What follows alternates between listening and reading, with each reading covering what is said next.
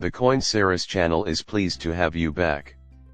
Ripple has now unveiled a fund in Brazil to back local XRP ledger projects, and I think it's a huge step forward for the company. Crypto companies like Ripple, who will construct future financial systems, are welcome in this area. And that is their precise action. And it's a good idea to put your money where it will do the most good for you and your success. We can see that the first two legs of this project, tokenizing assets, are going to be very successful in Brazil, and that is why that area of cryptocurrency is going to continue to develop at a massive rate. Micropayments are the second. One major point about Ripple is that payments still haven't been the main driver. This was the initial issue that Satoshi sought to address during the crypto revolution. However, it has been related to defying gaming and other things. Payments are coming at you like a lion's roar, so be respectful of them. Regarding the most pressing issue that cryptocurrency aims to address, Ripple is at the forefront of the industry. Not to mention, this spot is ideal for it.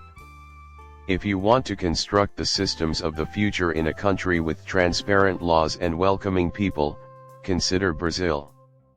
Additionally, I believe it gains some momentum. With a lot happening in the cryptocurrency world today, we learn that Grayscale's CEO has stepped down and that their head of crypto asset management has been named to his position. Not every business or constructor will go through this change, but many crypto dudes will be leaving, according to one ex-Goldman Sachs executive. Now that it's ready for prime time, you'll witness traditional finance companies making inroads into this market. Do you mean this was a major one? Genesis Global and New York AG reach a $2 billion settlement. Biggest cryptocurrency settlement in state history.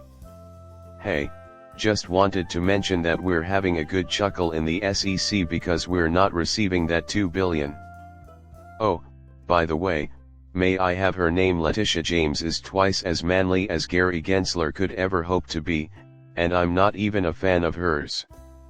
All he wants is a settlement like that in his dreams. And he is free to continue fantasizing. And that's only for New York. This is a total nightmare for Genesis. Am I correct? It's not even a national issue. A $2 billion settlement was reached between New York Attorney General Letitia James and cryptocurrency lender Genesis in order to compensate victims of investor fraud. Once more, in Genesis 2:11, they recorded got them sued when it didn't work with New York. Genesis was careless yet again. If I'm being really honest with you, they should have experienced something similar. When it comes to replicas, though, can you really believe that an argument the crypto space as a whole, and I'm particularly out of control right now? Sometimes people's opinions shift. Just over a week ago, everyone thought the Ethereum ETF had no chance of approval. Things changed so rapidly, and Gary Gensler was in the thick of it. What gave rise to this shift of attitude is what Adam Cochran stating here: the magnitude of the vote is underappreciated, in my opinion. That ended the partisan vote in the Senate and Congress. Under Democratic leadership, Warren controlled all aspects of financial policy. In her anti-crypto onslaught, she sets a tone that the crypto business follows without providing any explanation.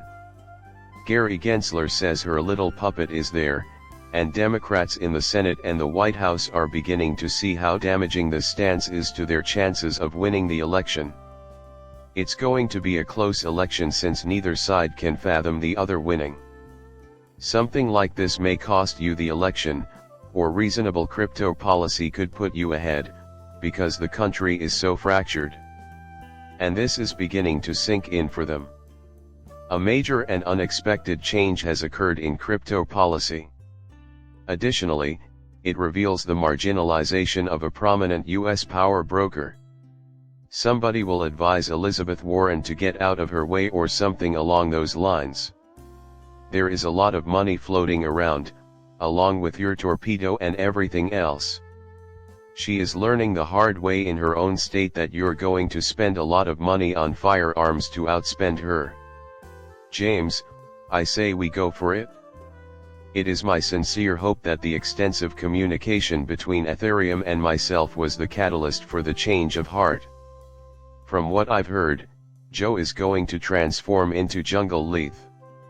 Because of this, Gary Gensler veered off course and gave his approval to the Ethereum ETF, making no sense whatsoever.